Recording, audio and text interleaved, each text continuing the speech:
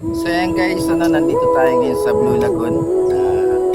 Pangalawang beses na rin ako nakapunta dito. Kaso, nung una kasi hindi pa ito ganito talaga.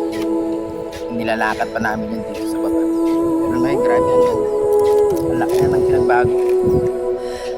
Doon pa kami yan dumadaan, no? Parting doon. Sa kapila. Ngayon, tuloy-tuloy pa rin yung construction naman para mas lalong kumanda. Ganda. Sarap dito siguro paghapon.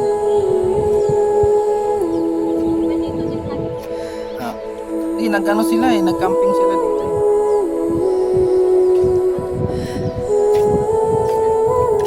Doon dati pumunta rin kami. Yung malalim na po kasi banda ron. Punta tayo dun sa ano?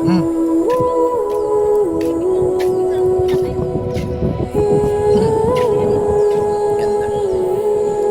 Sana magawa na rin yung dun sa dulo kasi yun ang nasira nung ano nakarang bagyo yung malakas na ano, bagyo.